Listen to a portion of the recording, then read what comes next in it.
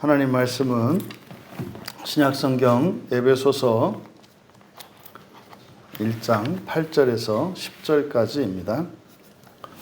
우리 같이 한 목소리로 함께 읽겠습니다. 이는 그가 모든 지혜와 총명을 우리에게 넘치게 하사 그 뜻의 비밀을 우리에게 알리신 것이요 그의 기뻐하심을 따라 그리스도 안에서 때가 찬 경륜을 위하여 예정한 것이니 하늘에 있는 것이나 땅에 있는 것이 다 그리스도 안에서 통일되게 하려 하심이라. 아멘. 아멘. 모든 것이 머리 되게 하시는 경륜, 모든 것이 머리 되게 하시는 경륜이라는 제목으로 말씀의 은혜를 나누고자 합니다. 에베소서가 많은 그리스도인들에게 사랑받고 또 은혜를 많이 끼치는 성경인 것은 틀림이 없고, 저도 개인적으로 그 칼빈의 그 주석을 예전에 읽으면서 막 그냥 가슴이 뛰고 했던 그 기억이 납니다. 그런데 이제 설교를 준비하면서 원문주의를 하면서 이렇게 이제 번역을 해 나가면서 느끼는 것은 그 이상이구나. 그러니까 얼마나 놀라운 그 진리들이 이렇게 담겨 있는지. 그러니까 정말 이렇게 이제 시작하는 이 시점에서 앞으로 이 에베소서를 통해서 이제 우리가 캐내게 될 그런 진리의 광맥들, 이것이 얼마나 또 우리를 영광스럽게 할까 하는 기대가 더욱 커집니다. 오늘 우리가 읽은 8절에서 10절까지의 말씀도 사실은 굉장히 많은 이야기들을 요하는 구절들입니다. 근데 이것을 너무 자세하게 이야기하다 보면 전체 맥락을 잡기가 전체 맥락을 잃어버리기가 쉽고, 사실 이제 전체적인 그 성경의 이런 구도를 알고 있는 사람들이라면 정말 얼마든지 더 깊이 이야기를 나누어도 나누면 나눌수록 더 큰 그런 영적인 즐거움과 유익이 있을 줄 압니다. 하지만 이제 우리가 한계가 있기 때문에 하지만 우리가 그동안 깨닫지 못했던 그리고 놓쳤던 이런 부분들 가운데에서 특별히 우리가 놓치면 안 되는 부분들, 그리고 다시 우리의 생각들을, 우리의 사고의 지평을 확장시켜야 하는 것들, 이런 것들을 드러내는 쪽으로 설명을 하려고 합니다. 먼저 8절에 이는 그가 모든 지혜와 총명을 우리에게 넘치게 하사, 지금 사실 이 에베소서 이 진술이 말이죠, 굉장히 정교하게 되어 있고, 사실 이렇게 마치 무슨 레고나 어떤 퍼즐, 아주 정교한 퍼즐을 맞추는 것처럼 되어 있기 때문에 이것을 그 참된 의미를 알고 이 서신서를 읽어가면 그 영적인 재미가 보통이 아닙니다. 왜냐하면 어렵고 복잡한 문제를 이제 풀었을 때 얻는 성취감이 큰 것처럼 이 에베소서가 특히 그렇습니다.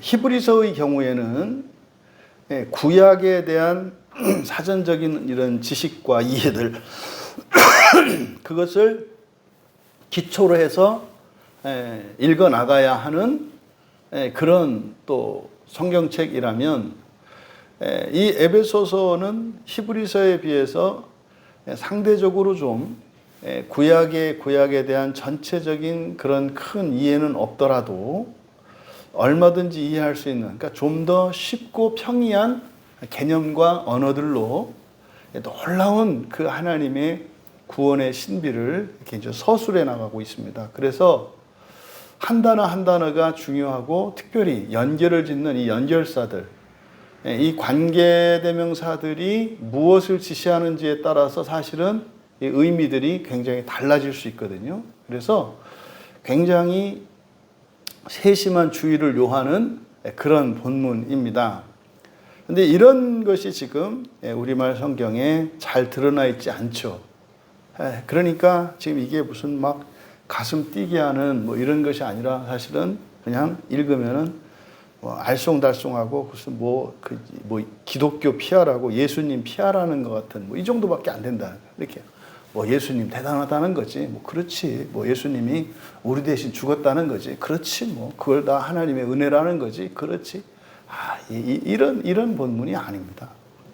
이것은 하나님께서 세상을 그러니까 왜 창조하셨고 어떻게 창조하셨고 무엇을 위한 것이고 또 사실은 예수 그리스도를 통해서 예수 그리스도께서 말씀하셨던 이 모든 내용들이 이미 하나님의 그 창조의 계획과 그 사역들 속에서 이미 나타났다는 것을 다 이야기하고 있습니다. 그래서 먼저 8절에 이는 이라고 번역되어 있어요. 이는. 그러면 한번 7절과 연결지어서 보자 말이죠. 7절이 우리말 성경을 따라서 우리는 그리스도 안에서 그의 은혜의 풍성함을 따라 그의 피로 말미암아 속량 곧 죄사함을 받았느니라. 이는. 그러면은요. 여기서 이는이 의미하는 것은 그냥 속량과 죄사함을 받는 거 이렇게 이제 이해가 되잖아요. 그렇죠? 근데 이미 7절에서 번역 자체가 잘못됐단 말이에요. 잘못됐다고 말씀을 드렸잖아요. 7절에서 가장 중요한 내용이라는 것은 예수를 믿는 자들에게 일어나는 은혜의 효과가 죄를 속량해 주는 것뿐만 아니라 허물도 극복시켜 주신다라고 하는 거라 했잖아요. 그러니까요. 속량받는 것과 속량받는 것은 우리의 죄요. 쉽게 얘기해서 우리가 살면서 직접 행하고 저질렀던 그래서 그것으로 다른 사람들에게 불편과 해를 끼치기도 하고 나도 그것으로 인해서 손해를 보고 또 그것 때문에 답답하고 억울하고 뭐 하는 이런 모든 것들 이게 죄란 말이에요. 그럼 그것을 이제 모든 죄값을 치러서 이제 그것으로 인한 다시 말해서 그것으로 인한 받아야 할 벌들을 예수님이 대신 받아주셨다는 거. 근데 그게 다가 아니라는 거예요.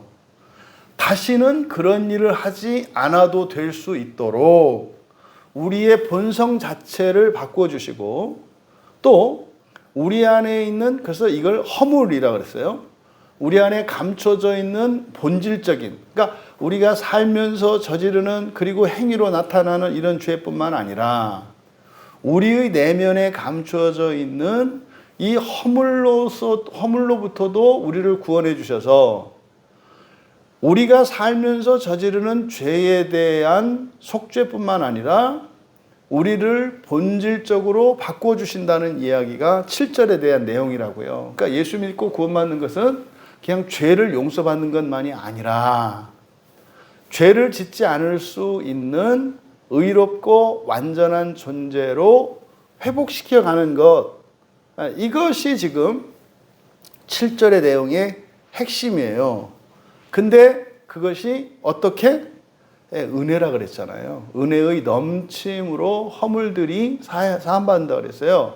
그러면 여기서 8절에서 이는 할 때 이것이 이제 관계대명사인데 이게 소유격 여성으로 되어 있습니다. 그러면 이것은 바로 앞에 문장에 똑같은 명사의 성, 남성인지 여성인지 주격인지 소유격인지 목적격인지 이게 일치가 돼야 돼요. 그러면 지금 우리말 성경의 8절에 이는 이라고 번역된 것이 7절에 무엇과 같으냐? 이것은 그의 은혜예요. 그의 은혜. 그래서 이는 할 때 이는 그의 은혜다.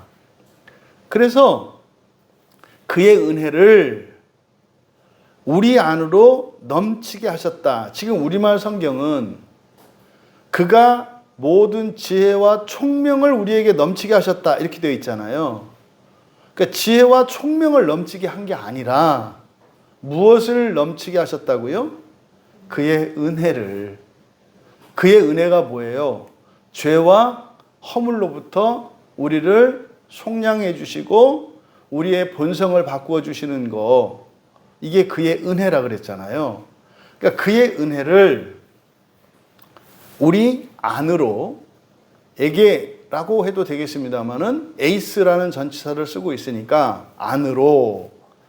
그래서 그대로 이것을 직역을 하면 그것을, 여기서 그것은 그의 은혜입니다.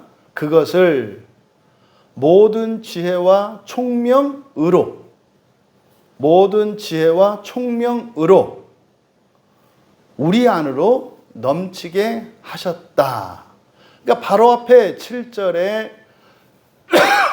내용, 그러니까 우리가 예수님을 믿고 구원을 얻었을 때 그 구원의 효과, 결과, 그게 뭐라고요? 죄에 대한 용서와 우리의 본성의 의로워짐, 완전해짐이라고 그랬어요. 이게 그의 은혜의 핵심이란 말이에요. 근데 그 은혜를 어디로? 우리 안으로 넘치게 하셨다. 그런데 그 은혜를 우리 안에 넘치게 하시는 그것을 모든 지혜와 총명이라고 말씀을 했어요. 모든 지혜와 총명으로. 그러니까 모든 지혜와 총명은 은혜를 부어주시는 수단인 거예요. 하나님이 은혜를 부어주시는 수단이 뭐라고요? 하나님의 모든 지혜와 총명이라고요. 그럼 여기서 지혜, 소피아가 뭡니까? 그러니까 이것은 전부 하나님의 지혜와 하나님의 총명이에요. 그러면 지혜라고 하는 것은요, 기본적으로 지혜의 기초는 지식이에요. 왜냐하면 그 지식을 활용할 수 있는 능력이거든요. 지혜라고 하는 것은. 그러니까 활용 능력이라면 지식은 그 지혜의 수단과 도구가 되는 거예요. 그래서 이 지혜는 만물에 대한 지식과 또 그 만물의 상호 관계, 그리고 이것들의 질서를 이루게 하시는 게 지혜예요. 그러니까 여러분들이 이제 사람이 어떤 것을 발명해내고 창안해내고 하는 이것은 지혜의 효과란 말이에요. 그러니까 자기가 알고 있는 지식들을 활용을 해서 이런 지식들의 인과관계를 어떻게 연결짓고 또 이것으로 어떤 질서를 만드느냐에 따라서 무엇인가 어떤 결과물이 만들어지잖아요. 그러니까 이게 지혜란 말이에요. 지혜. 그래서 상대적으로 지식이 적은 두 사람이 있는데 A라고 하는 사람이 더 많은 지식을 갖고 있고 B라는 사람이 상대적으로 훨씬 적은 지식을 갖고 있어요. 그런데 상대적으로 적은 지식을 가지고 있는 B가 더 큰 지혜를 가지고 있으면 그 적은 지식을 가지고도 더 큰 효과를 나타낼 수가 있어요. 그러니까 더 많은 지식을 가지고 있음에도 불구하고 지혜가 없으면 사실은 무용지물과 같다 이 말이에요. 그래서 어떤 사람이 뭐 시험을 보거나 이러면 무지 똑똑해요. 근데 살아가는데 보면은요, 꽉 막혔고 답답하고 바보 같아요. 근데 무시할 수가 없어. 왜? 뛰어난 기억력 때문에. 그래서 이 지식과 지혜의 관계가 그래요. 그러니까요, 지식, 지혜 둘 다 중요합니다. 둘 다 중요한데 실제적으로 우리의 삶 속에 유익을 주는 것, 그리고 어떤 결과를 만들어내는 것은 지식보다는 지혜라고요. 근데요, 지식이 없는 지혜는 또 무익한 거예요. 그리고 어떤 지식이 그 안에 담겨 있냐에 따라서 이 지혜가 선용될 수도 있고 악용될 수도 있는 거예요. 가지고 있는 지식이 맨 그 탈법, 불법 이런 지식들을 갖고 있어요. 이게 못된 짓을 할 수 있는, 그러니까 법을 어기지 않고 할 수 있는 이런 못된 지식들을 가지고 있어요. 이 사람들이 지혜로우면 어떻게 돼요? 해악을 끼치는 사람이에요. 철저히 자신만을 위해서 살아가는 그런 사람이 되거든요. 그래서 지식과 이 지혜의 관계를 그렇게 설정하시고, 그러니까 지혜는 뭐다? 어떤 대상에 대한 지식. 그러니까 여기서는 하나님의 지혜니까 하나님은 모르시는 게 없잖아요. 그러니까 만물에 대한 그 지식과 그리고 그 만물의 상호 관계, 그리고 그것들의 질서를 이루시게 하는 이게 하나님의 지혜예요. 그래서 창조 세계를 보거나 뭐 이런 자연 피조물을 보면 거기에는 하나님의 지혜가 나타나요. 네, 연구를 하면. 우리가 이제 막 그 과학이나 과학자들이 연구하고 하지 않습니까? 네, 거기서 알아내는 게 뭐예요? 지식과 지혜라고요. 하나님의 지식과 지혜를 우리가 알아내는 거예요. 그러면 총명은 뭐냐? 총명. 그래서 총명은 프로네시스거든요. 프로네시스니까 마음의 껍질, 마음의 외피라고 하는 프렌에서 만들어진 거거든요. 프렌도 사고작용을 하잖아요. 생각을 하잖아요. 근데 이 프렌이 하는 일이 뭡니까? 우리의 내면, 우리의 마음 속에서 일어난 지성과 감성과 의지의 결과물을 바깥으로 표출시키는 게 프렌이라고요. 그러니까 여기서 이 프로네시스라는 말이 성경에 2번밖에 사용되지 않아요. 이게 누가복음 1장 17절에서 바로 누가복음 1장 17절은 세례 요한에 대한 예언이죠. 그때 누가복음 1장 17절에 보면 그가 또 엘리야의 심령과 능력으로 주 앞에 먼저 와서 아버지의 마음을 자식에게 거스르는 자를 의인의 슬기에 돌아오게 하고 주를 위하여 세운 백성을 준비하리라. 이게 이제 세례 요한의 사명이 무엇인지 가르쳐 준 거거든요. 근데 2번밖에 사용되지 않기 때문에 누가복음 1장 17절은 여기 8절의 말씀과 관련이 있습니다. 지금 우리말 성경은 이게 좀 번역이 매끄럽지가 않아요. 그래서 엘리야의 영과 능력으로 주 앞에 와서 지식에 대한, 그러니까 여기에 보면 우리말 성경은 아버지의 마음을 자식에게 거스른 자를 의인의 슬기에 돌아오게 하고 이렇게 이제 번역을 했습니다만 이번에 이제 다시 이 본문을 보면서 이거를 그대로 직역하면 자식에 대한 아비의 마음과 듣지 않는 이들을, 그러니까 자식에 대한 아비의 마음과 듣지 않는 이들, 그러니까 자식에 대한 아버지의 마음과 듣지 않는 이들을, 그러니까 목적어가 2개예요. 자식에 대한 아버지의 마음, 그리고 듣지 않는 이들을 의로운, 여기는 이제 슬기라고 돼 있어요. 의로운, 의인의 슬기에라고 돼 있는데 이것도 로입니다. 의인의 슬기로. 그러니까 지금 에베소서에서는 총명이라고 번역된 거죠. 그러니까 이걸 그냥 총명으로 한다면 의인의 총명으로 이렇게 되는 거예요. 그러니까 의로운이죠. 사실은 의로운 총명으로 돌이켜 준비된 백성을 주께 예비하기 위함이다. 그냥 간단히 말씀드리면 세례 요한의 사명은 하나님께서 택하신 자들, 사람이에요. 하나님께서 택하신 자들, 그들을 누구에게로, 그러니까 예수 그리스도께로 예수 그리스도를 위해서, 예수 그리스도께로 이끌기 위해서 예배하는 것이 사도 요한의 사명이라는 거예요. 그런데 어떻게 하나님이 택하신 자들을 그리스도께로 준비를 시키느냐? 바로 그 총명입니다. 그 총명으로 그들을 돌이키게 한다는 거예요. 의로운 총명으로. 그러니까 그러니까 무엇을? 자식에 대한 아버지의 마음. 그러니까 이게 상징하는 바가 커요. 그리고 듣지 않는 자들을. 그러니까 어쨌든 회개시키는 수단이 뭐라고 그랬어요? 의로운 총명이라고 얘기를 했다고요. 그러니까 총명이 뭐한 거다? 의로운 거다. 그러니까요, 그 총명은 뭐한다? 완전하게 하는 거다. 그래서 회개시키는 수단으로서 이 총명을 얘기했다고요. 그러니까 세례 요한은 뭐 하는 거예요? 와서 예수님 앞에 사람들을 예수님께로 인도하는 역할을 했다 이 말이에요. 뭐해서? 그들의 마음과 생각을 바꿔서, 그러니까 하나님의 말씀을 들을 수 있도록, 그래서 그들로 하여금 예수께로 돌아오게 하는 것이 세례 요한의 사명이었다는 거예요. 그래서 사람들이 예수께로 나왔잖아요.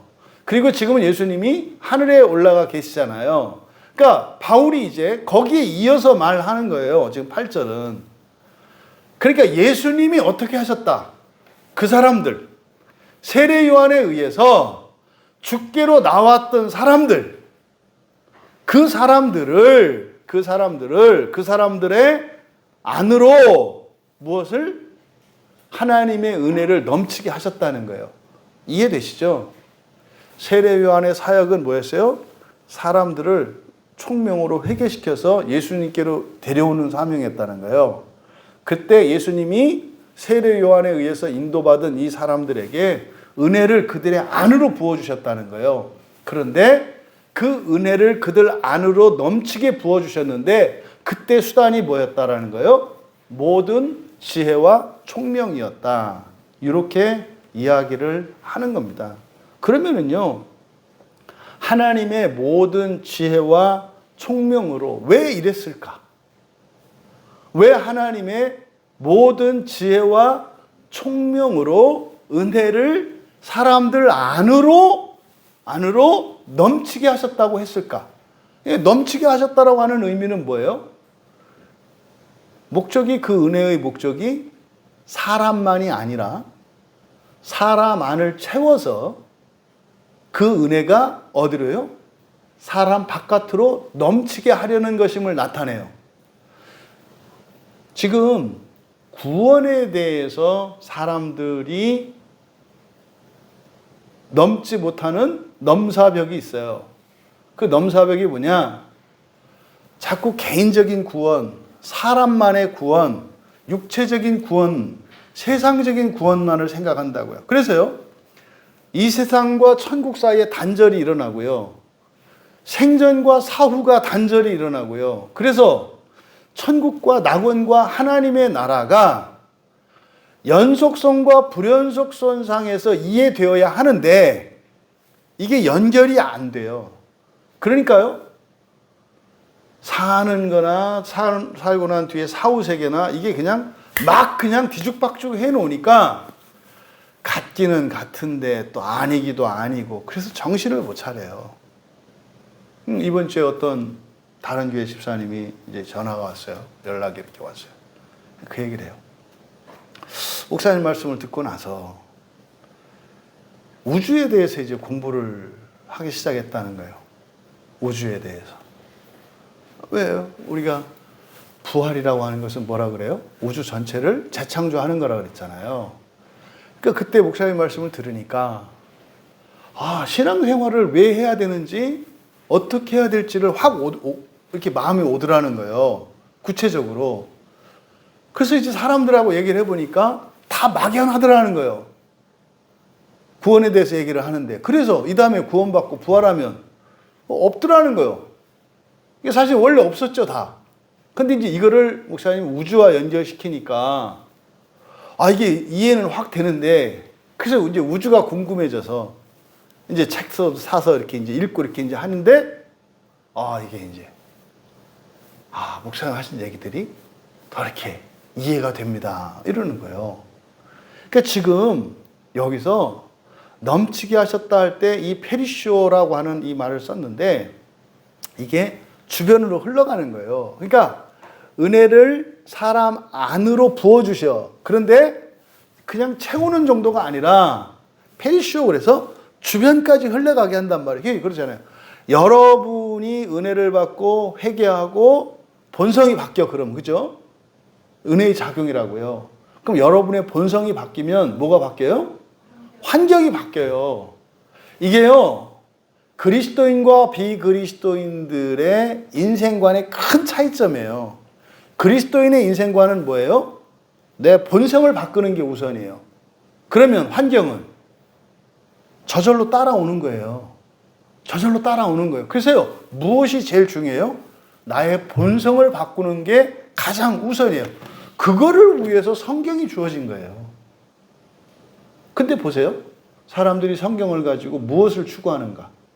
본성을 바꾸려고 합니까? 환경을 바꾸려고 합니까? 환경을 바꾸려고 그래요. 없는 거 주세요. 못하는 거 할 수 있게 해주세요. 이런 거잖아요. 그랬더니 아닌데요. 본성도 하는데요. 본성이 뭔데? 마음의 평화. 그건 본성이 아니요. 그 사람이 말하는 마음의 평화는 저 병원 가서 그냥 마취시켜달라고 하면 돼요. 네? 그게 아니에요. 그게 본성의 변화라고. 그러니까 요런 개념들이 지금 이 페르시오라고 하는 말 안에 들어가 있는 거예요. 그러니까 1차적인 하나님은요, 이 세상에서 지금 하나님 원래는 다 보고 계셔. 근데 1차적으로 누구를 보고 계세요? 나예요, 나. 내 안에서 본성의 변화를 일으키심으로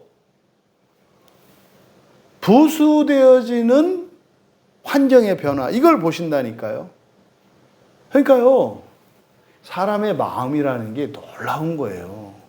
그러니까 지금 여기서 넘치게 한다 할 때 이 페르시오의 이 의미, 그러니까 구원은 사람만을 위한 게 아니고 내면만을 위한 것도 아니고 환경을 위한 것이 아니라 뭐예요? 첫째가 사람의 본성이에요, 본성. 근데 그 본성을 바꾸는 것이 뭐다? 하나님의 모든 지혜와 총명이라는 거예요. 그러면 왜 여기서 그냥 하나님의 능력 이렇게 하지 않고 그 은혜를 우리 안으로 넘치게 했다. 이것은 뭐예요? 하나님의 구원의 계획이라는 것이 어디에서 시작해서 목표하는 것이 무엇인지, 이것은 뭐예요? 사람의 내면으로부터 창조세계 전체라는 거, 사람의 본성의 변화를 통해서 환경의 변화가 일어나도록 하신다는 거, 이것을 우리가 알 수 있고, 그런데 모든 지혜와 총명으로 그랬어요. 그러니까 지금 우리말 성경에 모든 지혜와 총명을 우리에게 넘치게, 그러니까 이게 결과적으로는 이런 지혜와 총명이 우리에게 학습이 되겠고 전수가 되겠죠. 근데 이게 본성의 변화예요. 그러니까 사실 여기서 모든 지혜와 총명을 우리에게 넘치게 했다, 우리말 번역대로 한다면 이것이 의미하는 게 뭘까요? 본성의 변화예요. 그러면 최소한 지금 이 성경, 우리말 성경으로 번역된 이 내용을 가지고 그 참된 의미를 이해하면 여기서 얻을 수 있는 기본적인 명제는 뭐예요? 하나님이 사람의 본성을 바꾸신다. 어디가 그렇게 써 있냐? 하나님의 지혜와 총명, 지혜와 총명이라고 하는 것은 하나님의 모든 것에 관한 모든 지식과 모든 지혜, 그리고 그것을 가지고 이해할 수 있는 이런 이해력을 의미하는데, 그러니까 그러니까 이것은 오직 하나님만 하실 수 있는 거예요. 사실은요, 여기서 지금 그 모든 지혜와 총명이라고 이야기한 것은 하나님의 은혜가 새 창조의 일인 것을 나타내려고 하는 거예요. 그래서 첫 창조와 새 창조를 이제 계속 설명을 하거든요. 그러면 여기서 총명이라고 번역한 이게 뭐냐? 프로네시스인데, 그러니까 누가복음 1장 17절은 슬기라고 번역했고 여기서는 총명이라고 번역을 했어요. 근데 이것을 우리말 단어는 없는 거예요, 이게. 그러니까 여기에 또 맞는 단어를 만들어내야 돼요.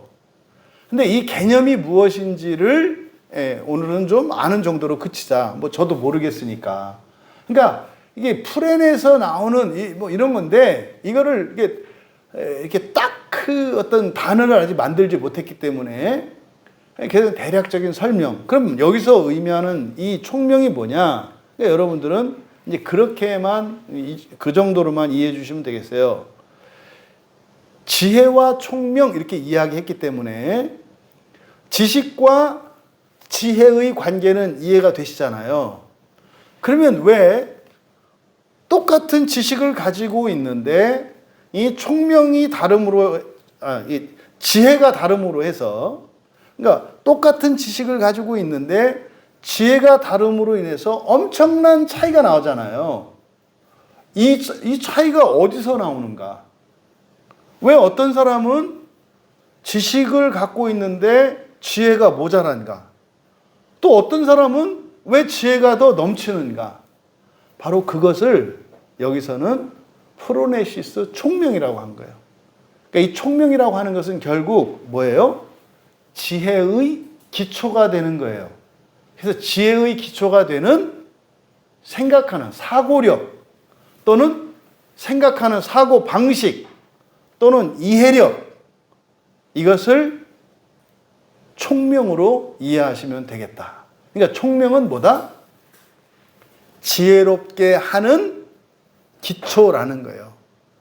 그러니까 총명이 많으면 그 사람은 뭐 하게 돼요?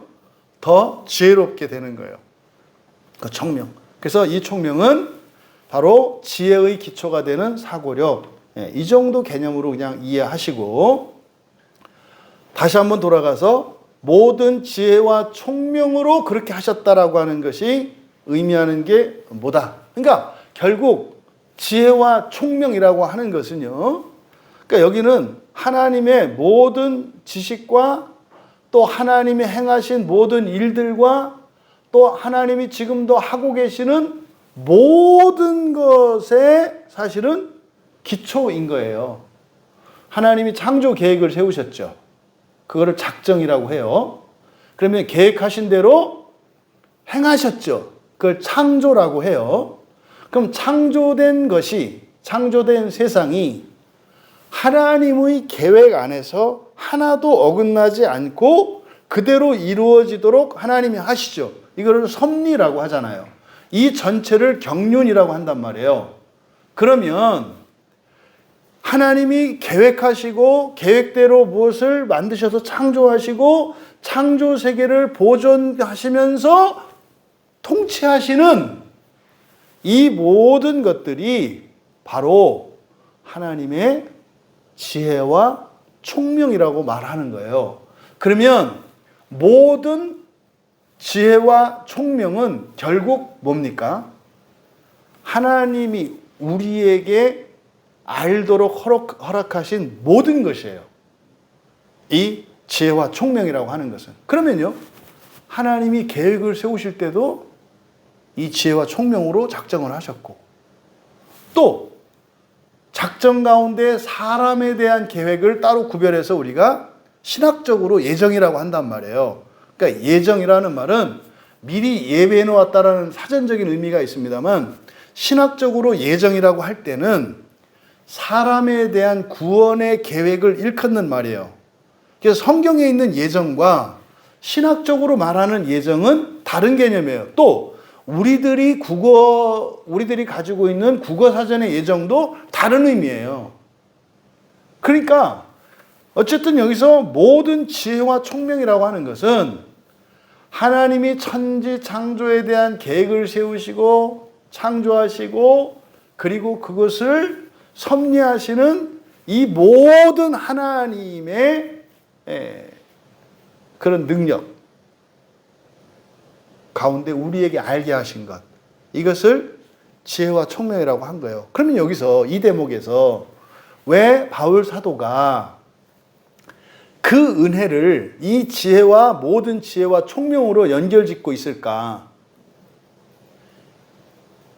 한 신자에게 부어주시는 그 은혜라는 것이 마치 태초에 어떤 사건과 지금 연결 지으려고 하는 거예요? 천지창조와 연결 지으려고 하는 거예요.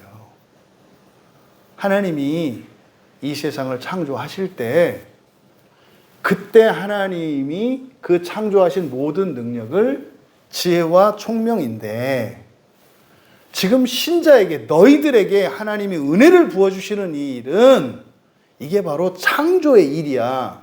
그런데 이 창조의 일은 새 창조죠. 새 창조. 이게요, 창세기 2장, 3장이란 말이에요. 그러니까 지금 바울 사도가 진술하려고 하는 것은 에덴 동산을 떠나온 아담과 하와, 그래서 그때 중단되고 있던 그 일이 예수 그리스도께서 친히 찾아오셔서 이 땅에 교회를 세우심으로 제2의 에덴 동산을 만드셔서 우리들을 하아담, 그 아담, 이슈와 이샤를 통해서 원래 하시려고 했던 새 창조의 일을 하시는 것이다 라고 설명하고 있는 거예요. 8절의 내용이. 엄청나고 놀랍고 간단한 내용이에요. 그렇구나. 하나님은 절대로 포기하지 않으시는구나. 신실하시구나. 정말 자비로우신 헤세드의 하나님, 언약을 지키시는 하나님이시구나. 이것을 바울 사도께서 8절에서 이야기한 거예요. 그러니까 여러분이 왜 예수를 믿고 왜 교회를 다니고 왜 살아요? 새 창조를 위해서 사는 거라니까요. 동물적 인간으로 살아가는 게 아니라 영적인 새로운 피조물로서 하나님의 자녀된 새로운 피조물로 살아가는 게 그리스도인이라니까요. 창세기 1장의 사람은 동물적 인간이에요. 그래서요, 창세기 1장의 인간은 진화가 돼요. 그러니까 기독교 안에 진화와 창조에 대한 논쟁이 있는데 진화, 창조 다 맞아요. 창세기 1장은 진화되는 동물적 인간이에요. 아니, 여러분들 지금 가지고 있는 맹장, 배꼽의 오른쪽으로 3cm, 아래로 3cm, 요 삼각형을 딱 그리면 거기에 맹장이 있대요. 이거 지금 우리 안 쓰거든요. 왜요? 이 맹장이라고 하는 것은 초식 동물들에게 필요한 소화기관이에요.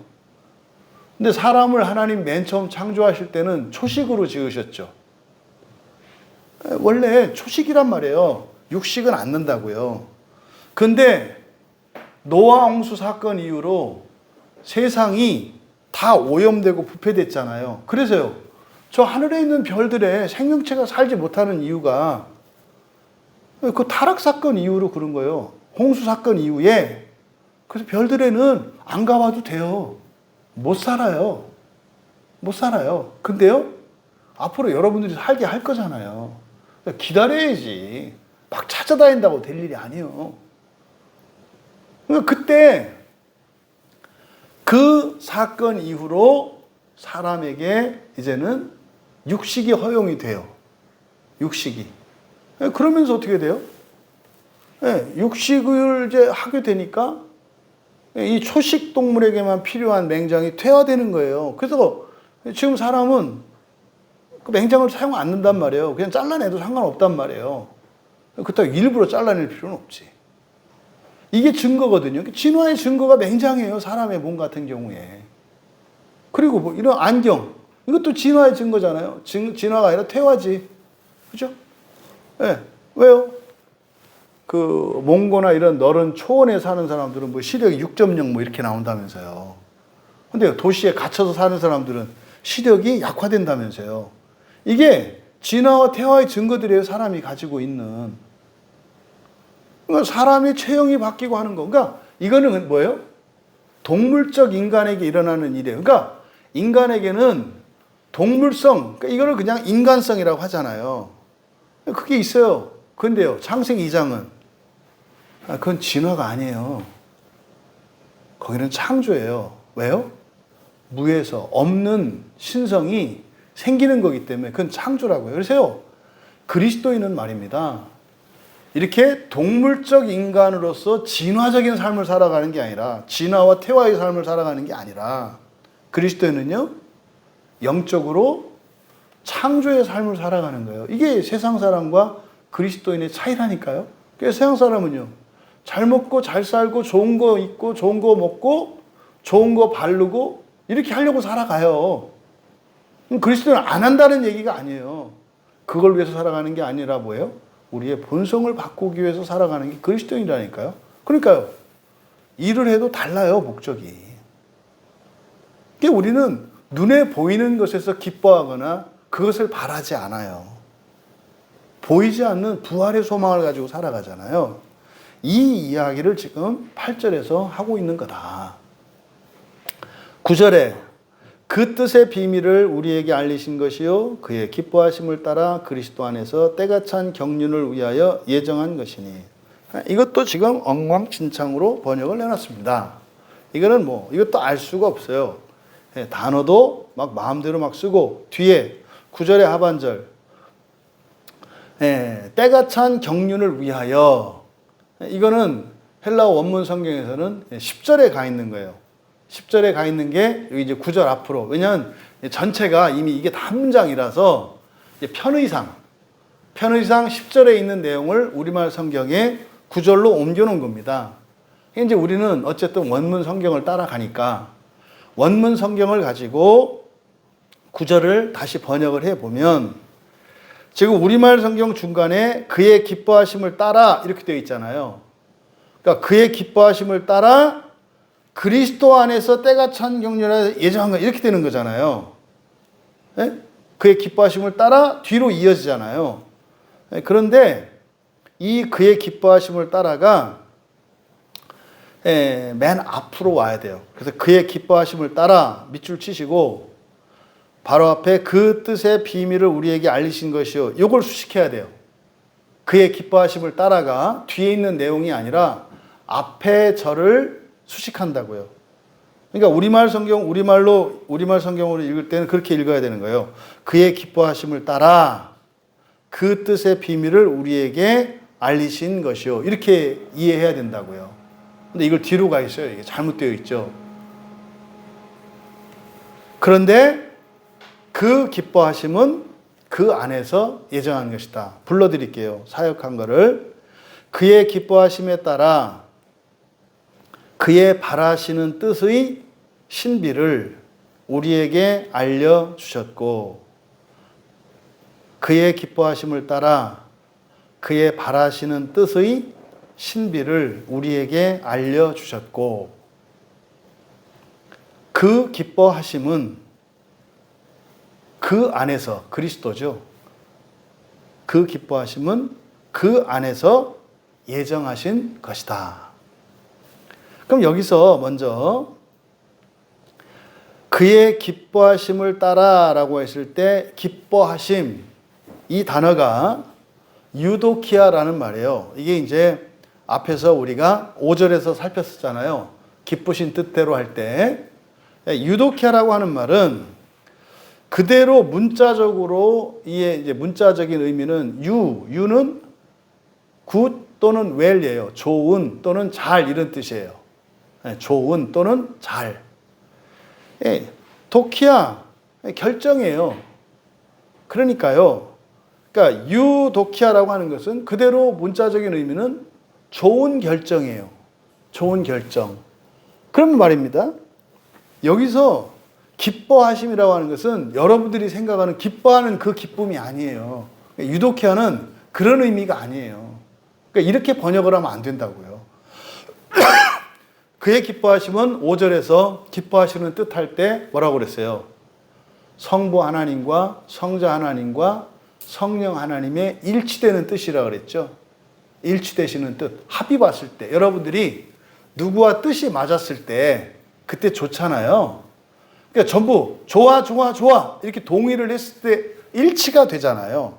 서로 의견 일치를 보았을 때 서로 일치되는 의견, 이거를 유도키아라고 한단 말이에요. 그러니까 여기서 기뻐하심은 감정적으로 기뻐하는 게 중요한 게 아니에요.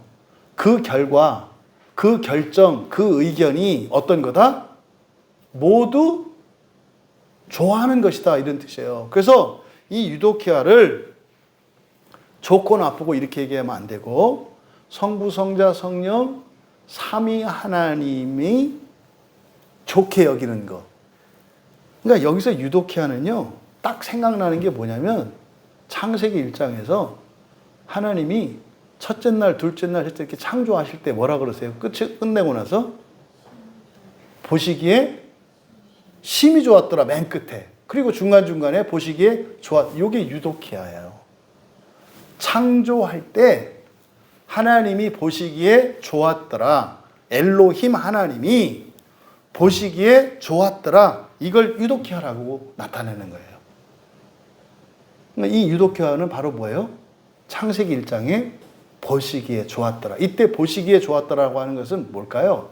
성부 하나님과 성령 하나님과 성자 하나님의 동의를 말하는 거예요. 됐다. 성부께서도 됐다. 성자께서도 됐다. 성령께서도 됐다. 이게 완성이죠. 이게 유도케란 말이에요. 그래서 여기서 그의 기뻐하심을 따라할 때 여러분들이 아셔야 될 것은 뭐예요?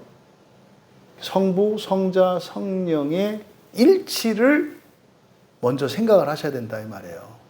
그러니까 이것도 그래서 유도케아를 기뻐하심이라고 하면 안 되고 이것도 이제 어떤 단어를 만들어내야 돼요. 근데 만들어내기가 어려운 이유가 기존에 있던 단어를 가지고 쓰게 되면 그 개념과 충돌하기 때문에 그래서 이런 것들은 하나하나 다 단어를 새로 만들어내야 돼요. 그러니까 어쨌든 유도케아 의미가 그런 거다. 여러분들은 그냥 아시고 지나가면 돼요. 그의 기뻐하심에 따라. 그러니까 왜 8절에서 제가 지혜와 모든 지혜와 총명으로 은혜를 그 안으로 넘치게 부어주셨다라고 할 때 이거를 왜 창조라고 창조를 연결 지었는지 알겠죠. 이미 9절에서도 그 암시가 이렇게 있는 거예요. 그의 기뻐하신 뜻을 기뻐하심에 따라.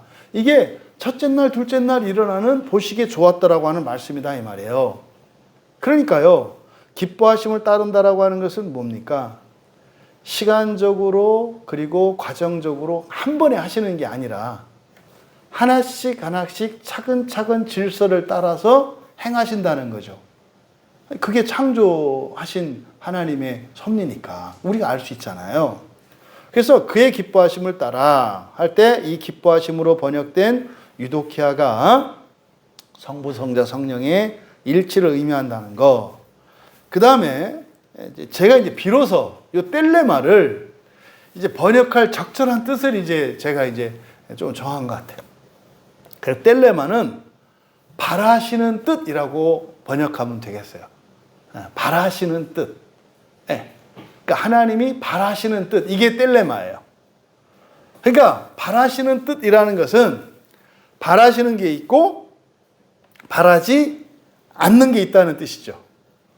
이게 바라시는 뜻이 있다라고 하는 것은 바라시는 것과 바라지 않는 게 있다는 거예요. 이게 순종과 불순종이죠. 그래서 이 텔로라는 말이 원래 원하다, 바라다 이런 뜻이니까 그래서 텔레마는 바라시는 뜻이라고 이제 번역을 하면 될 거예요. 그래서 앞으로 이제 텔로는 이 텔레마는 바라시는 뜻으로 이제 우리가 번역을 할 거고 여러분은 그렇게 이해하시면 돼요. 그러니까 여러분들이 누군가에게 난 이걸 했으면 좋겠어 라고 할 때는 반드시 해야 되는 게 아니라 나의 의사를 드러낸 거죠. 나는 이것을 원한다. 이게 우리가 순종해야 되는 뜻이 바라시는 뜻이에요. 율법은요, 텔레마예요, 텔레마. 그러니까 율법은 절대적으로 지켜야 되는 것이 아니라 뭐예요? 하나님이 바라시는 거예요. 모세의 율법은 누가 했으면 바라셨던 거예요? 출애굽한 이스라엘 백성들이 했으면 하고 바라셨던 뜻이에요. 그러니까 신약의 백성들은 그 율법에 매일 필요가 있어요, 없어요? 없어요. 왜? 그 구약의 율법은 누구에게 주셨어요? 모세를 통해서 이스라엘 백성들에게 출애굽한 이후에 이스라엘 백성들에게 주신 거예요. 너희들은 이렇게 살면 좋겠다.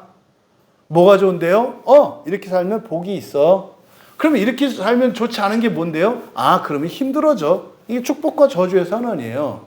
그러니까 구약 성경에 있는 모세의 율법은 분명히 출애굽한 이스라엘 백성들에게 주신 하나님이 그들이 하기를 바라시는 뜻이에요. 하지만 하나님은 선하신 분이니까 이스라엘 백성들이 하기를 바라셨던 그 일들이 우리에게는 의무로 다가오지는 않습니다만은 하나님이 바라시는 거니까 그건 무조건 좋은 거겠네요. 그러니까 우리가 우리의 자유로 그것을 행했을 때는 우리한테 유익이 있겠네요. 그래서요, 구약의 율법은 텔레마입니까? 블레입니까? 텔레마인 거예요. 블레가 아니라 텔레마인 거예요, 텔레마. 그러면 그때 구약 성경에서 영원히 영영이 지킬 규례, 이건 언제겠어요?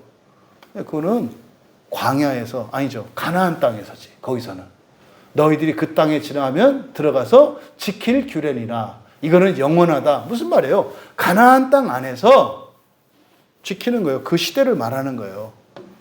그러니까 그 나라가 멸망당했잖아요. 나라를 잃었잖아요. 그 순간 율법의 영원성은 사라진 거예요. 그것으로. 그래서 이 텔레마는 하나님의 바라시는 뜻으로 이제 번역을 하면 이제 이해가 잘 돼요. 그래서 그의 기뻐하심의 뜻에 따라, 기뻐하심에 따라 그의 바라시는 뜻, 이해되시죠? 그러니까 그의 기뻐하심을 따라 바라시는 뜻이라는 게, 바라는 그게 사실은 일치되고 합의된 거다 이 말이에요. 누구의? 성부와 성자와 성령의 합의된 거다 이 말이에요. 그러니까 구약의 율법은 성부, 성자, 성령의 합의된 뜻이에요. 합의된 뜻이에요. 그래서 바라시는 뜻의 우리말 성경은 비밀이라고 되어 있는데, 이게 지금 아주 못된 번역이에요. 이거는 비밀은 알려지지 않은 걸 말하죠. 그러니까 비밀이 아니라 이거는 미스테리온이에요. 신비예요. 신비. 어떻게 신비가 비밀과 동의어가 됩니까? 이게 성경이 학문의 대상이 되면서 학문이 되기 위한 조건을 채우기 위해서 이 신비를 없애버린 거예요. 신비와 비밀은 달라요. 신비와 비밀은 달라요. 그래서 이 미스테리온이라고 하는 이것은 말입니다, 영원히 감춰진 게 아니에요. 미스테리온은 사람의 지성으로는 깨달을 수 없는 거예요. 그런데요, 알게 될 거예요. 어떻게? 오직 하나님의 계시로만. 이게 신비의 뜻이에요. 사람의 지성으로는 도저히 이룰 수 없는 지식, 사건. 그런데 반드시 드러나서 알게 되는 것. 근데 오직 하나님의 계시로만 알 수 있는 것. 이게 신비의 뜻이에요. 성경은요, 이 세상에 있는 신비들을 볼 수 있는 안목을 갖게 해요. 여러분들이 성경을 읽고 이 은혜를 받으면, 여기서 그랬잖아요. 지혜와 총명으로 은혜를 우리 안으로 넘치게 하신다 그랬잖아요. 그럼 여러분들이 은혜를 받아요. 말씀으로. 그럼 어떤 일이 일어나요? 눈이 띄어져요. 귀가 열려요. 우리의 내적인 본성의 변화는 인성의 변화도 동반합니다. 그래서요, 다른 사람들은 볼 수 없는 신비를 보게 돼요. 그래서 그리스도인들이 아무한테나 막 얘기하면 미쳤다는 소리 들어요. 그게 왜 그래? 보세요. 지금 8절에서 제가 창조에 대해서 얘기를 했잖아요. 바울 사도가 지금 여기서 바로 우리가 예수를 믿고 은혜를 받고 하는 일들을 창조에 버금가는 새 창조의 일이라고 설명하고 있습니다. 근데 이게 사실 구약 성경으로 돌아가면 창세기 2장과 3장의 사건에 지금 연결 지으려고 하는 겁니다. 이게요, 어떤 사람들에게는요, 황당한 얘기로 들리고요, 말도 안 되는 걸 갖다 지 마음대로 설명한다고 들린다고요. 왜요? 신비이기 때문에 그래요. 근데요, 어떤 사람들에게는요, 그냥 몰랐던 게 이해가 돼, 몰랐던 게 알아지고 애매했던 게 분명해진다니까요. 이게 신비예요. 이게 미스테리온이에요. 그러니까 여기서 바라시는 뜻의 신비, 바라시는 뜻의 신비. 그러니까 뭡니까? 하나님이 바라시는 그 뜻이 사람이 알 수 있는 게 아니다. 하나님의 계시에 의해서만 알 수 있는 것이다. 이렇게 얘기한 거예요. 그러니까요, 그 바라시는 뜻의 신비를 우리에게 알려주셨고, 또 그러면 그 기뻐하심은 일치라 그랬잖아요. 성부, 성자, 성령, 삼위 하나님의 일치라 그랬잖아요.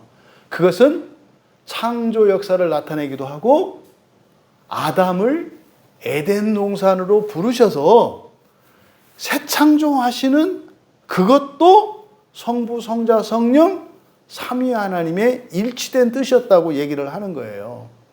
그래서 바로 그 신비를 우리에게 알려주셨고, 그러니까 9절 상반절에, 그러니까 8절에서부터 9절 상반절까지 이거는 뭡니까? 창세기 1장과 2장의 내용이 무엇인지 알게 해주셨다는 뜻이에요. 제가 단언컨대 여러분들은 다른 분들보다 먼저 알게 된 가장 중요한 신비가 뭐냐면 창세기 1장과 2장, 창조와 새 창조에 대한 신비, 부활에 대한 신비, 이것은 여러분들이 다른 그리스도인들보다 어느 시대에 속했던 사람들보다 여러분들이 먼저 알게 되신 신비라는 것을 제가 확신할 수 있어요. 그러니까 지금 바울 사도께서 8절과 9절의 말씀이, 그러니까 제가 이 말씀을 그냥 풀어서 얘기한 것 뿐이에요, 여러분들에게. 그러면 그 신비를 우리에게 알려주셨고, 그 다음 그 기뻐하심은 때가 찬 경륜을 위하여는 10절로 뺀 거예요. 예정하신 것이니, 그리스도 안에서 예정한 것이니, 여기죠.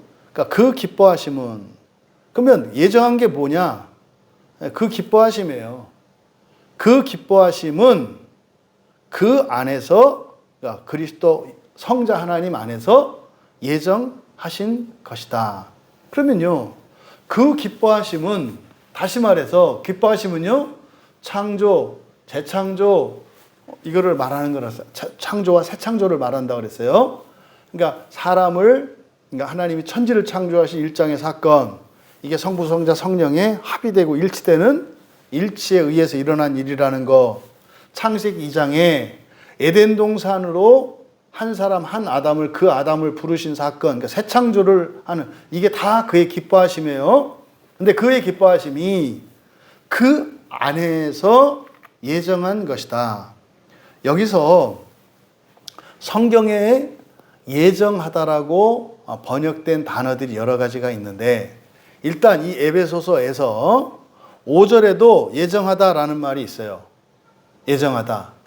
이거는 5절에 예정하다는 프로오리조라 그랬어요. 프로오리조. 오리조라고 하는 것은 경계를 긋다.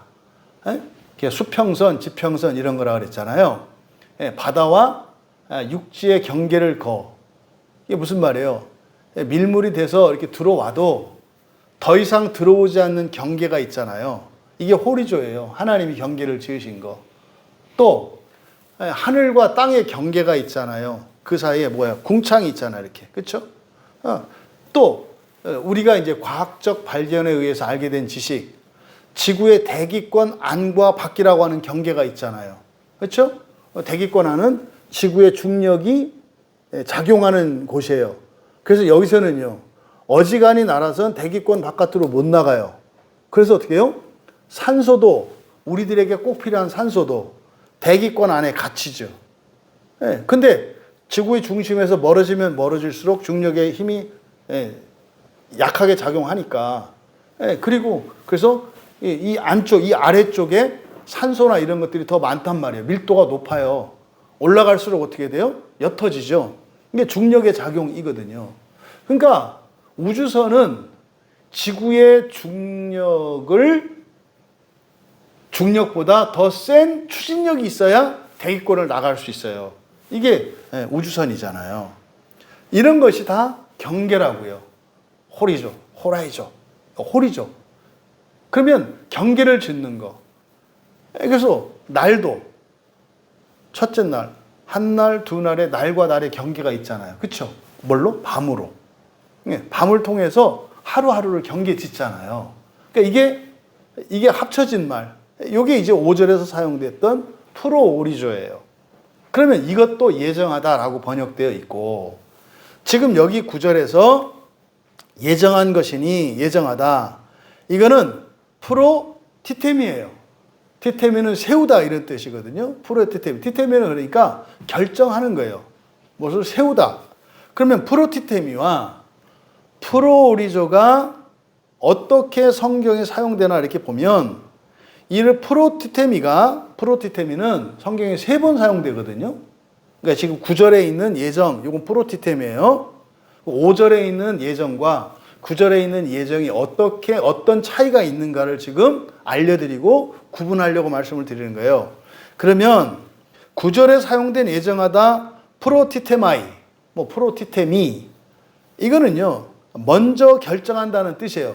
근데 이 단어가 사용된 용례들을 보면 로마서 1장 13절에 바울 사도가 로마로 가고자 한 것 이래요.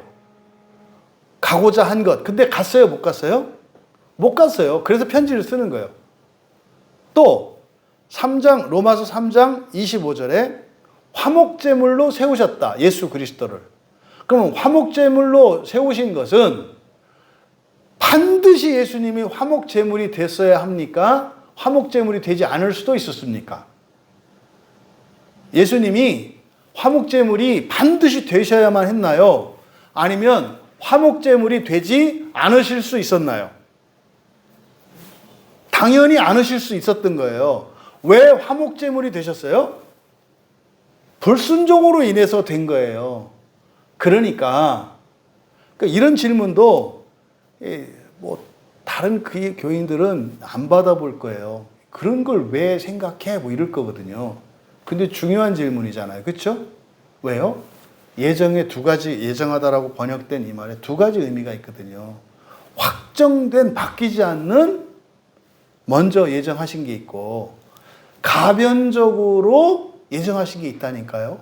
그게 텔레마와 블레라 그랬잖아요. 그래서 아까 이 텔레마를 앞으로 어떻게 한다 그랬어요? 예. 하나님 바라시는 뜻이라 그랬잖아요. 그러니까 순종할 수도 있고 불순종할 수 있는 이걸 텔레마잖아요. 그러니까 여기서 예정하다라고 9절에서 이야기한 프로티테미는 바뀔 수 있는 경우에 사용하더라. 성경에 보니까. 바울이 어떻게 했어요? 가려고 했는데 못 갔잖아요. 또 예수님을 화목제물로 세우셨다 그랬잖아요. 이거는 화목제물이 되실 수도 있고 안 되실 수도 있잖아요. 불순종의 결과로 속죄가 필요하기 때문에 화목제물이 되신 거잖아요. 그러니까 가변적인, 다시 말해서 사람의 순종과 불순종에서 사람이 순종할 때는요, 불순종할 때 예정한 것을 경험할 수가 없어요. 무슨 말인지 아시겠죠? 순종할 때는 하나님이 복을 약속하셨거든요. 그러면요, 순종하는 사람이 저주를 받거나 지옥에 가는 일 없다고요. 순종하는 사람이. 이때 순종은 뭐예요? 100% 순종을 의미하는 게 아니라 그랬어요. 순종하는 것이 옳다는 판단을 내리고 순종하기를 원하고 기뻐하고 순종하려는 뜻을 세우고 실천하는 거. 이게 순종하는 사람이라고 그랬어요. 그런 사람은요, 저주도 없고 지옥도 없어요. 어떤 행위로 했느냐 아니라 순종이 중요하다니까요. 그럼 그 사람들에게는, 순종하는 사람들에게는 불순종하는 사람을 위해서 하나님께서 예정해 놓은 것과는 아무 상관이 없다고요. 그럼 반대로 불순종하는 사람들은 순종하는 사람들에게 하신 약속은 이 사람들과 상관이 없어요. 그럼 이 불순종하는 사람들이 순종하는 자에게 주신 약속이 탐나거든. 뭐 하면 돼요? 순종하면 돼요. 근데 문제는 뭐예요? 불순종하면서 순종한 자의 약속을 얻기를 원해. 또 순종하면서 불순종하는 자들에게 약속된 것을 두려워해. 이럴 때 제가 미치겠는 거예요. 그러니까 기뻐하고 감사할 사람들은 두려워서 벌벌 떨고 걱정하고요. 에? 두려워 벌벌 떨고 고쳐야 되는 사람들은 여유만만해요. 이놈 마귀 새끼가, 이 못돼 처먹은 이 더러운 놈이 이렇게 우리를 헷갈리게 만들어 버린다고요. 어쨌든 프로티테미는 그러니까 가변적인 예정, 그러니까 될 수도 있고 안 될 수도 있는, 여기는 우리가 참여하는 거예요. 우리의 순종과 불순종에 따라서 될 수도 있고 안 될 수도 있는 거다 이 말이에요. 그러면 5절에 사용됐던 프로 오리조는 어디에 사용되느냐? 이게 이제 대표적인 게 로마서 8장 29절 30절이거든요. 하나님이 미리 아신 자들을 또한 그 아들의 형상을 본받게 하기 위하여 미리 정하셨으니. 여러분, 사람이 하나님의 형상을 본받는 게 가변적일까요? 확정적일까요? 이건 확정적인 거예요. 이건 창세기 1장 26절을 얘기하는 거잖아요. 확정적인 거예요. 또 8장 29절에 미리 정하신 그들을 부르고, 이거는 취소될까요? 안 될까요? 안 돼요. 그러니까 성경의 프로 오리조는 이거는 우리가 얘기하는 작정이에요. 작정. 안 바뀌는, 절대 불변하는 하나님의 뜻. 이것은 뜻으로 말하면 이게 분례죠. 분례가 바로 프로 오리조고, 그 다음에 순종과 불순종의 이런 선택지로 주어지는 하나님이 바라시는 뜻, 이거는 프로티템이에요. 그러면 여기 구절은 그의 기뻐하심은 그 안에서 예정하신 것이다 할 때 프로티템이잖아요. 그러니까요, 하나님의 기뻐하시는 뜻이 항상 그대로 되는 것이 아니라 바로 뭐예요? 그 안에서 예정하셨다 할 때 프로티템을 썼으니까 여기에는 무엇도 포함되어 있어요? 순종만 포함된 게 아니라 불순종도 포함되어 있고 축복만 포함되어 있는 게 아니라 저주도 포함되어 있다 이 말이에요. 그러니까 그리스도인도요, 불순종하면 불순종의 약속을 따라 약속이 성취돼요. 순종하면요, 순종의 약속이 성취가 되고요. 여러분이 여러분의 능력과 여러분의 힘만으로 살고 싶으십니까? 네, 뭐 그렇게 사실 수 있어요. 그러면요, 절대로 한계를 넘지 못해요. 왜요? 동물적 인간의 삶이니까. 근데 여러분의 능력과 여러분의 한계를 뛰어넘고 정말 이 인류와 세계에 기여하고 어떤 의미를 가지고 살아가는 이런 공적이고 사명적인 영광스러운 삶을 사시겠습니까? 그러면 순종하면서 사세요. 불순종하려고 하는 사람은요, 자기 인생이 어떻게 될지를 알고 가면 돼요. 능력 있는 사람 능력대로 대우받을 거예요. 잘하면 잘하는 대로 자기 꿈을 펼칠 수 있을 거예요. 근데요, 그뿐이에요. 그뿐이에요. 동물적 인간은요, 때가 있어요. 한계가 있어요. 실력도 계속 늘고 힘도 강화되고 일도 풀리고 하는 일이 있을 거예요. 그런데 동물적 인간의 삶은 어떻게 돼요? 정상 찍고 나면 그 다음부터는 내리막이에요. 이게 동물적 인간의 삶이에요. 그러니까요, 하나님 말씀이 이러니 저러니 따지고 덤비고 왜 꼭 그래야 되느냐, 이거는 뭐예요? 그 사람이 동물적 인간의 삶, 인생을 추구하는 건데 살라고요. 근데 알고 살라고요. 반드시 한계에 부딪히게 될 것이고 더 이상 갈 수 없는 지점에 이르게 될 거다. 그러면요, 그럼 그때 가서 순종하면서 살래. 그게 안 돼요. 그걸 깨닫는 것은 언제예요?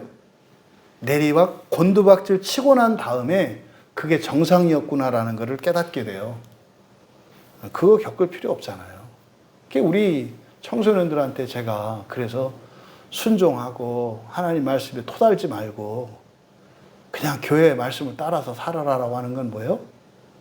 여러분들이 노력하고 애쓰고 여러분이 가지고 있는 능력 이상의 삶, 추락하지 않는 인생을 살라고 얘기를 해주는 거예요. 아니요, 난 그렇게 살기 싫어요. 뭐 어떻게 그걸 어떻게 말리겠어 내가. 근데요, 절대로 그거 하지 마라. 내가 해봤는데 무지 아프고 무지 후회되고 정말로 후회한다. 하지 마라. 그러면 그 기뻐하심은 그 안에서 예정하신 것이다. 뭐 안에서라고 하는 말은 뭐로도 된다 그랬잖아요. 그렇죠? 그러니까 그 안에서, 그러니까 예수 그리스도 안에서 창세기 1장의 첫 창조가 이루어진 거. 왜요? 형상대로 모양을 따라. 형상이 누구예요? 예수님이시잖아요. 하나님의 형상이 예수님을 의미하는 거잖아요. 그때 우리의 모양대로, 우리의 형상대로 모양을 따라, 이게 무슨 말이에요? 예수님 닮게라는 뜻이에요. 그게 신비라니까요. 창세기만 봐가지고는 그 예수님 닮게라는 말을 이해 못해요. 근데요, 하나님의 계시에 의해서 우리는 그걸 알게 된다고요. 그러니까 창세기 1장 26절은 예수님 닮도록 사람이 창조되었다는 거를, 이게 신비예요. 신비가 드러나잖아요, 이렇게. 또, 그러니까 예수 그리스도 안에 있으니까 예수 그리스도를 닮기만 하는 게 아니라 주권이, 책임이 누구에게 있어요? 예수 그리스도께 있다 이 말이에요. 예수 그리스도 안에서 일어나는 일이니까. 결국 첫 창조와 새 창조, 또 우리를 영화롭게 하시고 구원을 이루어 가시는 이 새 창조의 이런 일들, 이것은 뭐예요? 예수 그리스도 안에서 일어나는 일이다. 예수 그리스도 안에서 일어나도록 예정된 것이다. 그런데 여기가 예정이라고 하는 게 티템이라고 그랬으니까, 어떤 사람은 예수님 안에서 예수님 말씀에 순종하면서 그 뜻대로 되는 사람도 있겠고, 어떤 사람은 예수님 밖에서 불순종하면서 살아가는 사람도 있을 거라는 것을 암시한 거죠. 근데요, 반드시 하나님이 정해놓으신 것은 반드시 일어나요. 반드시 일어나요. 그런데요, 영광스럽고 복된 그런 인생이 있고, 정말 영역의 길을 걷는, 좋은 것 같다가 또 망하는, 뭐 좀 할 수 있는 것 같다가 아무것도 할 수 없다는 것을 깨닫고 돌아오는, 뭐 이런 인생도 있다는 것을 말씀한 거다. 이어 10절에 하늘에 있는 것이나 땅에 있는 것이 다 그리스도 안에서 통일되게 하려 하심이라. 놀라운 얘기죠. 그러면 지금 여기서 지금 10절이 의미하는 바, 9절에 때가 찬 경륜을 위하여, 이것도 지금 10절에 와 있는 거라고 그랬어요. 이제 먼저 10절을 전체적으로 불러드리면, 그리스도 안에서 하늘들 위에 있는 것들과 땅 위에 있는 모든 것들이 위로 머리되게 하기 위한 시간들의 충만의 경륜을 위한 것이다. 그리스도 안에서 하늘들 위에 있는 것들과 땅에 있는 모든 것들이 위로 머리되게 하기 위한 시간들의 충만의 경륜을 위한 것이다. 이게 지금 하나님의 창조와 새 창조, 부활, 순종과 불순종, 이런 개념들을 모르면 의미를 해석해낼 수가 없어요. 그러니까 이거를 지금 하늘에 있는 것이나 땅에 있는 것이 다 그리스도 안에서 통일되게 하려 하심이라. 깔끔하잖아요. 그럼 제가 이제 되물어요. 그리스도 안에서 통일된다는 게 무슨 뜻이에요? 그럼 딱 나오는 말이 그리스도의 통치. 제발 그런 얘기 하지 말라니까요. 여러분들을 통치할 생각 없다니까요. 뭐 할 거 없어서 우리 같은 걸 데려다가 통치해요. 뭐 예수님이 골목대장이고 소꿉장난 하시는 가짜 엄마 아빠입니까? 이 착각도 유분수지. 그러니까 여기서 통일되게 하려 함, 이런 말 없어요, 성경에. 통일되게 한다라는 말이 없다고요. 그러니까 이게 지금 말이 안 되니까 그냥 대충 뭉개버린 거예요. 왜? 이해가 안 되거든요. 여기서 통일되게 하려 하다, 통일시킨다 이 말. 그러니까 이게 말도 이상하잖아요. 통일되게 하려 한다. 그럼 뭐 통일 안 된다는 거예요? 된다는 거예요? 뭐 통일하려고 애쓴다는 거예요? 뭐요? 그래서 통일되게 하다라고 번역한 이 단어가 좀 길어요. 아나 케팔라이오 마이. 아나, 뭐 아시나요? 케팔라이오 마이를. 케팔라이의 어머니, 케팔라이 오마니. 아나 케팔라이 오마니. 아나는 위로라는 뜻이에요. 위로. 아나. 그쵸? 아나. 그리고 케팔라이 오마이 할 때 이 케팔라가 머리예요. 머리. 머리의 동사형이에요. 그러면 머리의 동사형이면 어떻게 되겠어요? 머리가 되다예요. 머리가 되다. 머리 되다. 근데 안화가 붙었으니까 뭐예요? 위로 머리 되다. 그러니까 그대로 직역하면 그렇게 되는 거예요. 위로 머리 되게 하기 위한. 이게 투부정사, 부정사로 해놓았기 때문에 위로 머리 되게 하기 위한. 뭐예요? 시간들의 충만의 경륜. 시간들의 충만의 경륜.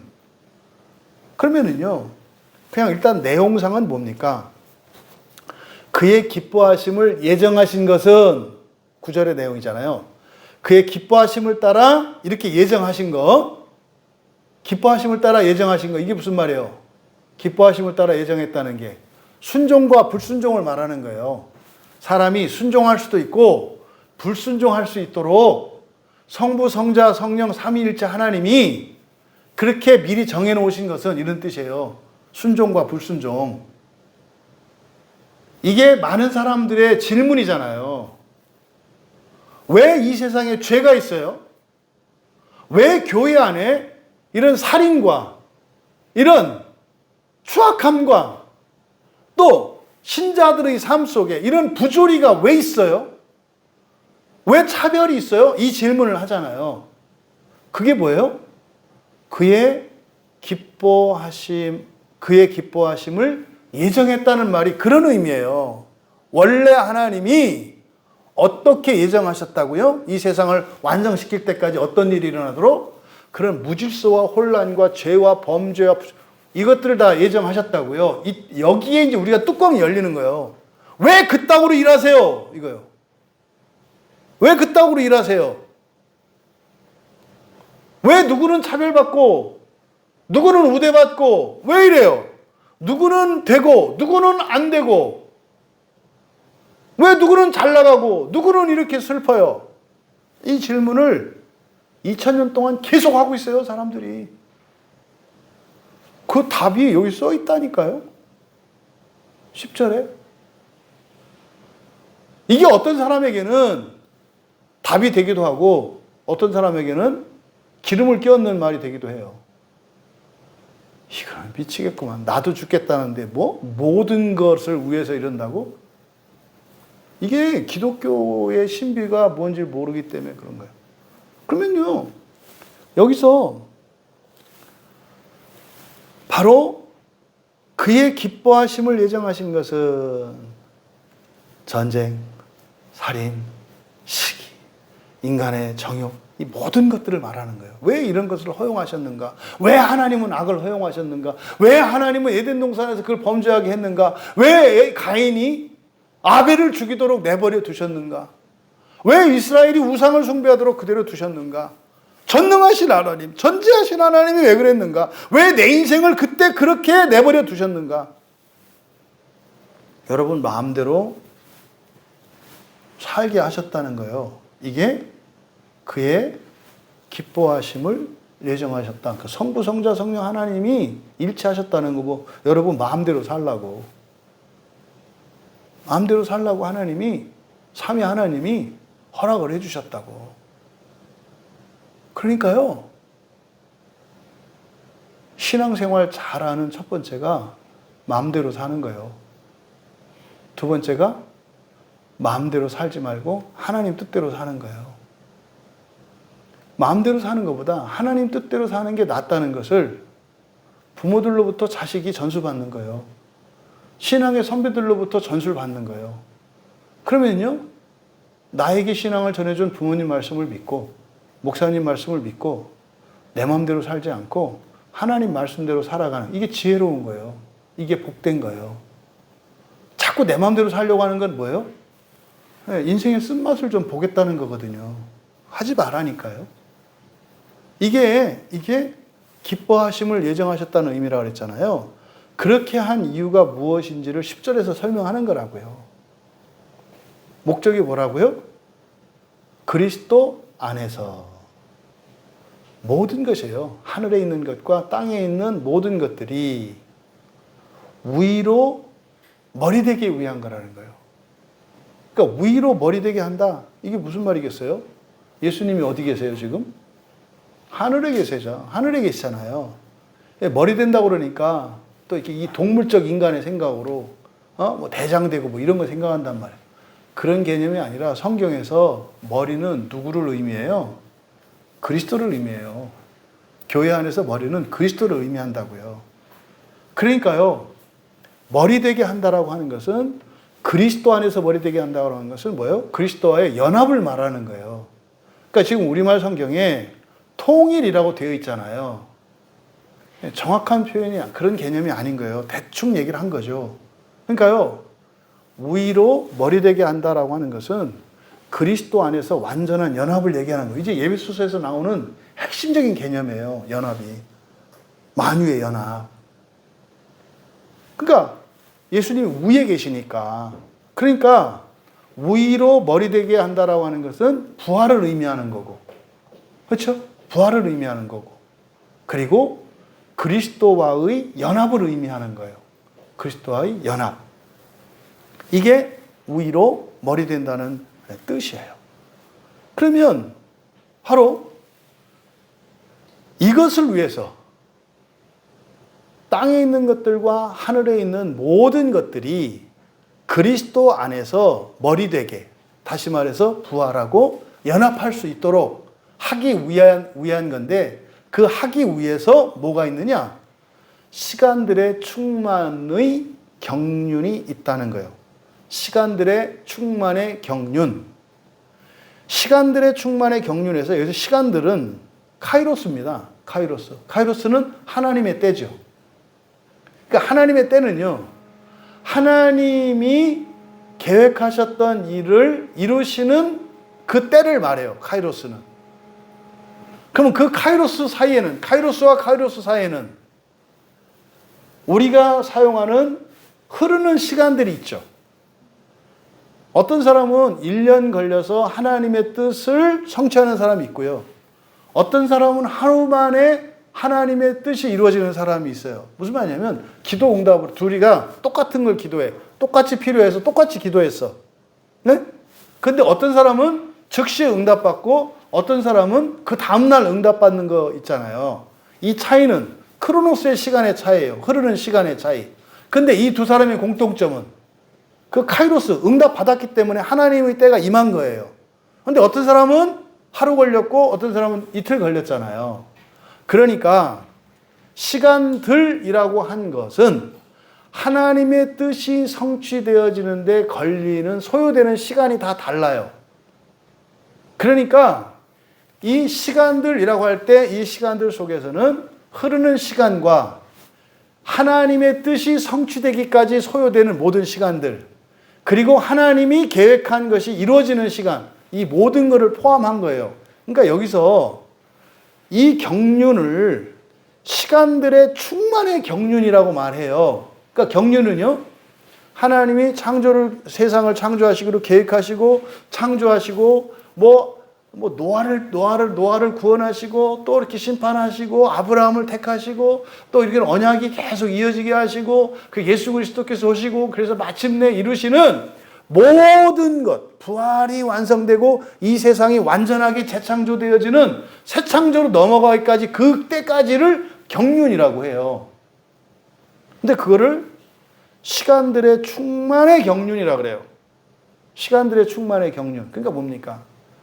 별의별 사건과 별의별 사람들이 살아가는 모든 시간들을 말하는 거예요. 그 모든 시간들이 그렇게 이렇게 다양하고 복잡하고 이렇게 이해할 수도 있고 이해할 수도 없고 차별이 있는 것 같고 하나님이 없는 것 같고 하나님이 나만 생각하는 것 같고 하는 모든 경우의 수들, 이게 왜 있다는 거예요? 세상 모든 만물이 그리스도 안에서 위로 머리 되게 하기 위해서 이런 일이 일어난다는 거예요. 이것이 여러분들에게 의미가 될 수 있었으면 좋겠어요. 시간들의 충만의 경륜, 이게 사람들이, 여러분이 개인적으로 살면서 지금까지 겪었던, 그리고 이제라도 깨닫게 된, 하지만 아직도 깨닫고 있지 못한, 그리고 알 수 없어 하는 미래에 대한 이 모든 것들, 이것을 시간들의 충만의 경륜이라고 얘기한 것이고, 개인적으로 또 나뿐만 아니라 다른 사람, 우리 가족, 우리 교회, 한국교회, 더 나아가 이 세상에 존재했던 모든 교회, 그리고 천사들과 귀신들 사이에서 일어나는 일들, 사람과 이런 귀신과의 사이에서 일어난 이 모든 사건들을 말하는 거예요.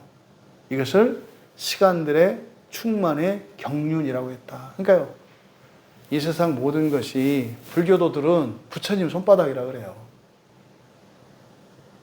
이거를 지금 여기서 바로 시간들의 충만의 경륜이라고 얘기한 거예요. 뭡니까? 이 세상 끝에 가면은요, 해피엔딩이에요. 이 세상 끝에 가면 해피엔딩이라고요. 이렇게 뭐 미래학자들이나 이런 사람들이 얘기하는 무슨 AI가 세상을 지배하고, 외계인이 침공하고, 기계들이 막 이렇게 될 거고, 그거는 마귀 생각이에요. 마귀 생각. 성경은 해피엔딩이라고 말해요. 그 일을 위해서 여러분이 택함받은 거예요. 이 세상에 해피엔딩을 위해서 부르심 받은 것이 그리스도인이라고 말씀하고자 하는 거예요.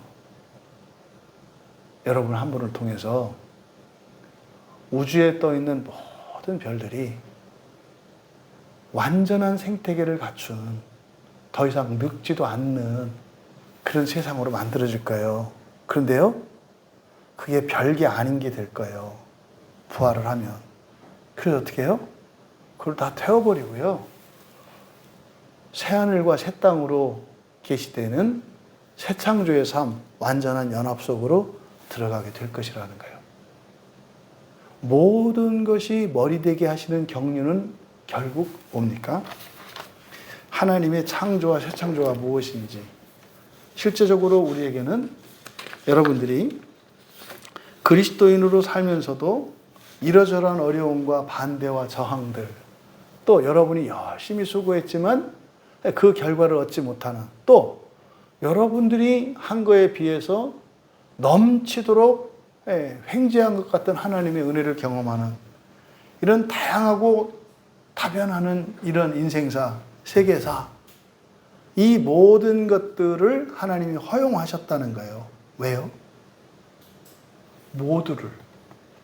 모두를 그리스도 안에서 연합시키기 위해서 여러분의 인생관을 다시 재정립하고 여러분들의 신앙관을 바르게 세워갈 수 있는 기회가 되었기를 진심으로 축복합니다. 우리 말씀을 생각하며 잠시 기도합니다.